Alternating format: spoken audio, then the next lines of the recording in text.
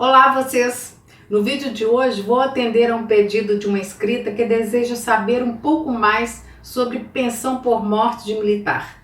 Sempre falo sobre pensão por morte do INSS, mas a pensão por morte militar também é um benefício importante para os militares que colocam suas vidas em risco para proteger a população.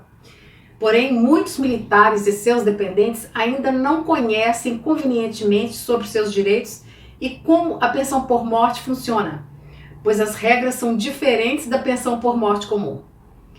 Então vejam, a pensão por morte militar é um importante benefício previdenciário que tem por objetivo assegurar à família do militar um suporte financeiro para manter sua qualidade de vida após seu falecimento. Além disso, é um reconhecimento ao trabalho que os militares realizam, como falei. Como na pensão por morte comum paga pelo INSS, para ter acesso à pensão por morte militar, também é obrigatório que os militares tenham realizado contribuições mensais que são descontadas em seus contra-cheques. Essa contribuição é uma forma de garantir que o benefício esteja disponível para seus dependentes no caso de falecimento.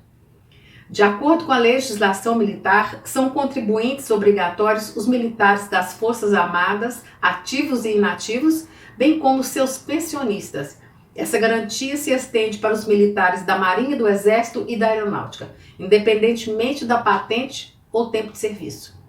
O valor da contribuição é definido a partir de um percentual sobre os vencimentos ou proventos militares, ativo ou inativo, ou sobre o valor da pensão militar.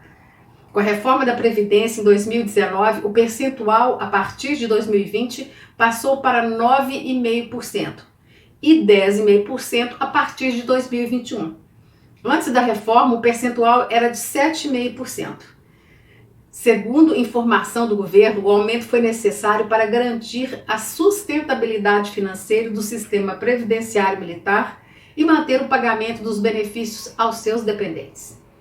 Os militares da Polícia dos Estados do Distrito Federal também têm direitos a deixar para seus dependentes a pensão por morte. Contudo, essas regras são um pouco diferentes e dependem do Estatuto da Polícia Militar, dos Bombeiros, de cada estado ou Distrito Federal. A pensão por morte militar é paga aos dependentes do falecido por ordem de prioridade. Para ter direito a esse benefício é necessário que o militar em vida tenha preenchido corretamente a declaração de beneficiários, indicando quem são eles e apresentando a documentação que o identifica e comprova sua condição de dependência, como carteira de identidade, CPF, certidão de nascimento, certidão de casamento ou união estável, termo de guarda ou tutela, dentre outros. O documento deve ser atualizado sempre que houver uma alteração na relação de beneficiários. Vale ressaltar que, embora o preenchimento correto da declaração facilite a concessão do benefício por morte, esse documento não é indispensável para o recebimento do benefício. A pensão por morte também será deferida se a condição de dependência for demonstrada por outros meios.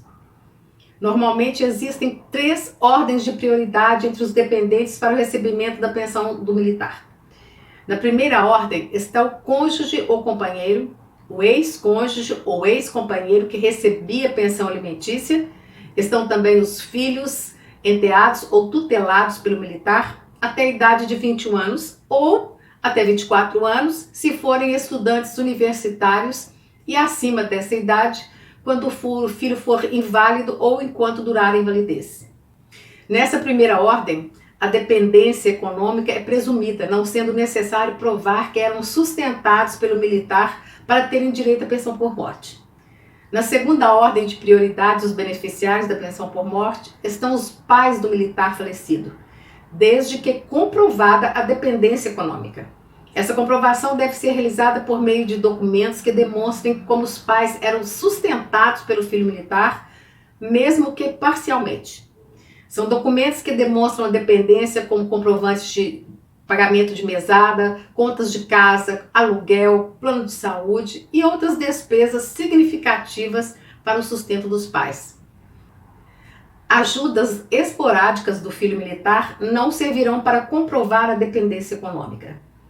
Contudo, é importante dizer que os pais do militar falecido só terão direito à pensão por morte caso não exista cônjuge, companheiro, filho ou enteado.